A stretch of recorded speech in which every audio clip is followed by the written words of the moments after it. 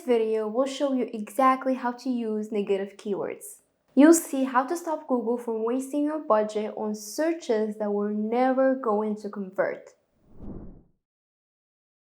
Alright, now let's move to negative keywords. This is one of the core ways to optimize your Google shopping campaigns and generate more profits from them. Adding negative keywords to your shopping campaign means telling Google what searches you don't want to show for. I'm going to talk about why you want to do that and show you how to do it. I'm also going to share with you the best way to find which negative keywords to add.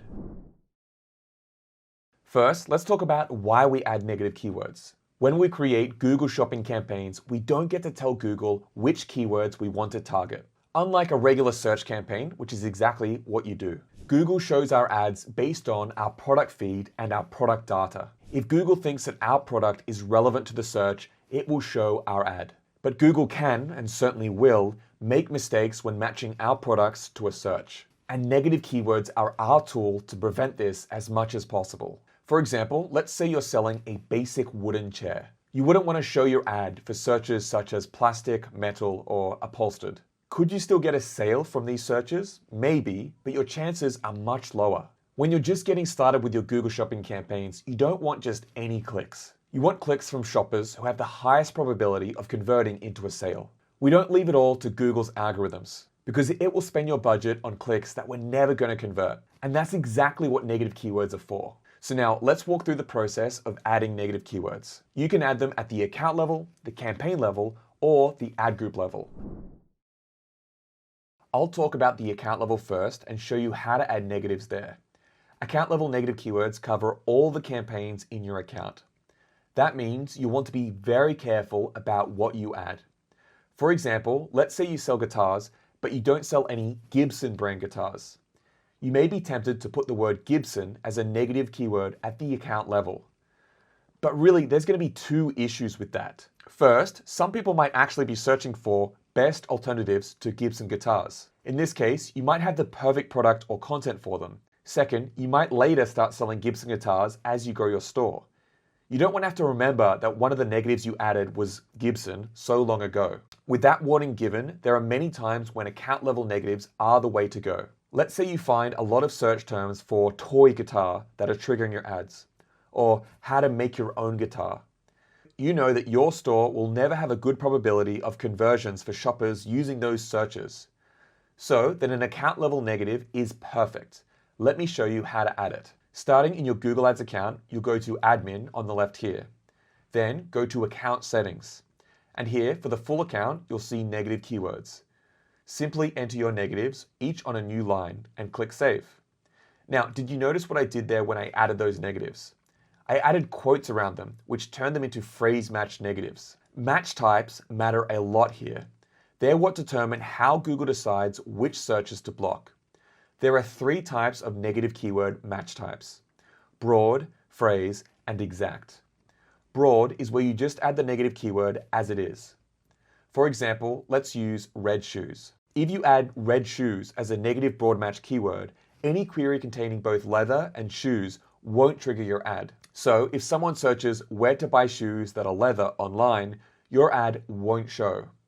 Setting your negative keyword as a broad match is simple. You just leave it as is in the box here with no special characters enclosing it.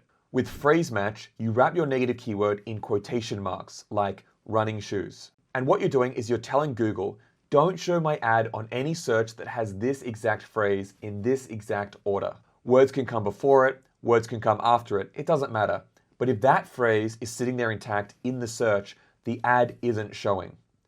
So let's say you sell tennis shoes and you don't want to show up for shoppers looking for running shoes. You add running shoes as a phrase match negative. Someone searches running shoes, Google won't show your ad because the phrase is intact. Someone searches blue running shoes, same thing, not showing. Because the phrase running shoes is still sitting there intact, even with blue in front of it. But someone searches shoes running, your ad shows up because the word order changed. And someone searching for running shoe, singular, your ad shows up because that exact phrase isn't there. That's phrase match. Now, exact match. Here, you put the keyword in square brackets, like this, running shoes. This is the most specific one out of all three. It only blocks your ad if someone searches that exact term, word for word. Nothing before it, nothing after it. So, same example, you add running shoes as an exact match negative. Someone searches running shoes, your ad doesn't show because it's a perfect match. But the second someone adds a word like blue running shoes, your ad shows up. Because at that point, it's no longer an exact match. Someone searches running shoe, singular, your ad shows up because it's a different word. Someone searches for shoes running, your ad shows up because the order is wrong. So you're really only blocking that one specific search. Exactly what you typed, nothing more, nothing less. And that's what makes it the most precise tool that you have. We recommend using a mix of these match types. It all depends on the exact query that you're trying to stop. For example, let's say we're adding negative keywords for a product group that strictly contains white shoes. Of course, we want to make sure we don't waste money on people looking for other colors. So we'd add a broad match negative for the single word red. By adding just that one word, we instantly block any shopping query that contains red anywhere in it. Now let me show you how we actually use all three match types together and how to structure your negatives at both the campaign and the ad group level. Okay, let's say you're selling a product like this. It's got a bear with some bear prints as it's designed, and it's a welcome mat. So go into the shopping campaign that you're selling it from. Then, specifically, go into the ad group that it's in. You want to open up Insights and Reports. And if it's not already open, go to the search terms. Now, you're reviewing search terms based on that time frame that you've set up. You can see here that we've got a lot of terms that Google thought might be relevant to this product, but aren't very qualified. Again, let me clarify what I mean by qualified. I mean search terms that show a good probability that the shopper is looking for this type of product, and not something else entirely. So, the search term bear print. Certainly, this is a relevant search, but it isn't exactly what I would call qualified. We probably want the shopper to be searching for an actual mat. So we could add this as a negative keyword, either at the ad group level or the campaign level or a negative keyword list. For this negative, we're going to add it at the ad group level.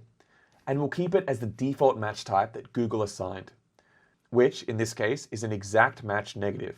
So I'm telling Google that when a search term is the words bear print, I don't want to bid to have my ad shown. It's simply too general of a term and it has a low probability of converting to a sale for my welcome mat.